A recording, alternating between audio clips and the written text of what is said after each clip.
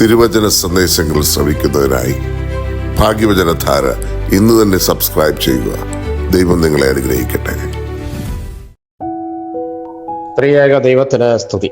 ഭാഗ്യവചനധാരയിലേക്ക് ഏവർക്കും സ്വാഗതം. കർത്താവിന് വേണ്ടി നിരപരാധികളായ കുഞ്ഞുങ്ങൾ കൊല്ലപ്പെടുന്ന നിഷ്ഠൂരവും നിർദ്ദയവുമായ സംഭവമാണ് ക്രിസ്തുമസിന്റെ ആഹ്ലാദം കെട്ടടങ്ങുന്നതിന് മുൻപ് യെരുശലേമിന്റെ തെരുവീഥികളിൽ അഴിഞ്ഞാടിയത്. വിദ്വാൻമാരോട് ചോദിച്ചറിഞ്ഞ കാലത്തിനൊത്തവണ്ണം 2 വയസ്സും അതിന് താഴെയുമുള്ള ആൺകുഞ്ഞുങ്ങളെയൊക്കെയും ബേത്ലഹേമിലും അതിൻ്റെ എല്ലാ അതിരുകളിലും ആളയച്ച് കൊല്ലിച്ചു എന്നാണ് ആ സംഭവത്തെക്കുറിച്ച് വിശുദ്ധ മത്തായിയുടെ സുവിശേഷം 2-ാം അധ്യായം 16-ാം വാക്യത്തിൽ നാം വായിക്കുന്നത്. അമ്മമാരുടെ നെഞ്ചിൽ മുലപ്പാൽ കുടിച്ചുറങ്ങിയ എത്ര കുഞ്ഞുങ്ങളെ ആയിരുന്നിരിക്കണം ഹെരോദാവിൻ്റെ പടയാളികൾ നിർദ്ദയമായി ക്രൂരമായി വലിച്ചിഴച്ച് വധിച്ചത്. എങ്ങും നിലവിളികളുടെ കൂട്ടക്കരച്ചിലുകളും ദയനീയമായിട്ട് നിലവിളികളും ഉയരുന്ന സാഹചര്യം. ഹെരോദേസിന്റെ കൊട്ടാരത്തിൽ വിദ്വാൻമാരെത്തി യഹൂദന്മാർക്ക് മറ്റൊരു രാജാവ് കൂടെ ജനിച്ചിരിക്കുന്നുവെന്ന വാർത്ത അറിയിച്ചത് മുതൽ തന്റെ പ്രതിയോഗിയായും ശത്രുവായും യേശുവിനെ അയാൾ മനസ്സിൽ കരുതി.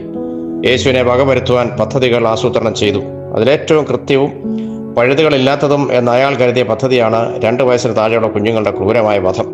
യേശുവിന് വേണ്ടി നിരപരാധികളായ കുഞ്ഞുങ്ങൾ നിഗ്രഹിക്കപ്പെടുകയാണ്. നന്മയും സത്യവുമായവനെ ശത്രുവായി കാണുന്ന ക്രൂരമായ സ്വാർത്ഥതയുടെ പ്രതീകമാണ് ഹെറോദേസ്. ഈ സംഭവത്തെക്കുറിച്ച് ചിന്തിക്കുമ്പോൾ പ്രധാനമായും 3 കാര്യങ്ങളാണ് നാം വിലയിരുത്തേണ്ടത്. ഒന്നാമത്, ദൈവത്തെ അന്വേഷിച്ചിറങ്ങിയ വിദ്വാൻമാർ ഹെരോദാവിന്റെ കൊട്ടാരത്തിലെത്തിയത് തന്നെ ലക്ഷ്യം തെറ്റിയ യാത്രയുടെ സൂചനയാണ്. അവർ കൊട്ടാരത്തിൽ നിന്ന് ഇറങ്ങിയപ്പോൾ വീണ്ടും നക്ഷത്രം ശിശു കിടന്നിരുന്ന സ്ഥലത്ത് എത്തും വരെ അവരുടെ മുൻപിലൂടെ സഞ്ചരിച്ചതായി വിശുദ്ധ മത്തായിയുടെ സുവിശേഷത്തിൽ നാം വായിക്കുന്നുണ്ട്. അങ്ങനെയെങ്കിൽ ദീർഘമായ ദൂരം അവർ ആ നക്ഷത്രത്തെ പിൻപറ്റി വന്ന് എന്തിന് കൊട്ടാരം കണ്ടപ്പോൾ നക്ഷത്രത്തെ അവഗണിച്ച് കൊട്ടാരത്തിൽ കയറി എന്നത് ചോദ്യചിഹ്നമായി അവശേഷിക്കുന്നു. ആത്മീയ രംഗത്ത് പ്രവർത്തിക്കുന്നവർ എല്ലാം മനസ്സിലാക്കേണ്ട ഒരു യാഥാർത്ഥ്യമാണിത്. നക്ഷത്രത്തെ പിൻപറ്റുന്നതിന് പകരം നാം പലപ്പോഴും ചെന്ന് കയറുന്നത് ചെല്ലരുതാത്ത സ്ഥാനങ്ങളിലാണ്. യേശു ക്രിസ്തുവിനെ പിൻപറ്റുന്നുവെന്ന് അഭിമാനിക്കുന്നവരെ നാം പ്രശ്നങ്ങളോ പ്രതിസന്ധികളോ വരുമ്പോൾ പ്രശ്നം നോക്കുന്നവരുടെയും ജ്യോത്സ്യക്കാരൻ്റെയും പുറകെ പോകുന്നതും സമാധാനത്തിനായി മദ്യഷാപ്പുകളെയും ലഹരി മരുന്നുകളെയും ആശ്രയിക്കുന്നതും കുടുംബകലഹങ്ങളും പള്ളിത്തർക്കങ്ങളും ഒക്കെ ഉണ്ടാകുമ്പോൾ അവിശ്വാസികളായ ന്യായാധിപന്മാരുടെ മുൻപാകെ പ്രശ്നപരിഹാരത്തിനായി എത്തിച്ചേരുന്നതും ചെറിയ സ്വാർത്ഥ ലാഭങ്ങൾക്ക് വേണ്ടി രാഷ്ട്രീയക്കാരെ സഭാ നേതൃത്വം അമിതമായി ആശ്രയിക്കുന്നതുമെല്ലാം വഴിതെറ്റിയ ആത്മീയതയുടെ ലക്ഷണങ്ങളാണ്. ആത്മീയ രംഗത്തെ എല്ലാ വഴിതെറ്റലുകളും സമൂഹ മധ്യത്തിൽ ക്രിസ്തു നിഗ്രഹിക്കപ്പെടുന്നതിനോ അവഹേളിക്കപ്പെടുന്നതിനോ കാരണമാകുന്നുണ്ട്. വിദ്വാൻമാർ വിദ്യാസമ്പന്നരും പണ്ഡിതന്മാരുമായിരുന്നിട്ടും അവരുടെ യാത്രയിൽ വഴിതെറ്റി ചെല്ലരുതാത്ത സ്ഥലത്ത് ചെന്ന് കയറിയത് നാം തിരിച്ചറിയണം. ഇടവകളിലും സഭയിലും സ്വയം ബുദ്ധിമാന്മാരെന്ന് അഭിമാനിക്കുന്നവരാണ് പലപ്പോഴും ക്രിസ്തുവിനെ സമൂഹ മധ്യത്തിൽ അവഹേളിക്കുന്നതെന്ന് നാം മനസ്സിലാക്കിയിരിക്കണം. രണ്ടാമത്, നിർദോഷികളായ കുഞ്ഞുങ്ങളുടെ അരിങ്കൊല നടത്തിയത് ഹെറോദേസ് രാജാവാണ്. മനസാക്ഷിക്കുത്തില്ലാതെ ഏത് കൊടും ക്രൂരതയും പ്രവർത്തിക്കുവാൻ മടിയില്ലാത്ത കഠിന ഹൃദയനായിരുന്നു ഹെറോദേസ്.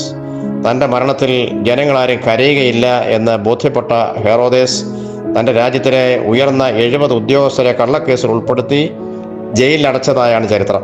തൻ്റെ മരണ ദിവസം അവരെ വധിക്കുവാൻ അയാൾ കൽപ്പനയും കൊടുത്തു. അങ്ങനെയെങ്കിലും രാജ്യത്ത് കുറച്ചുപേർ കരയാനുണ്ടാവട്ടെ എന്നായിരുന്നു അയാളുടെ തീരുമാനം.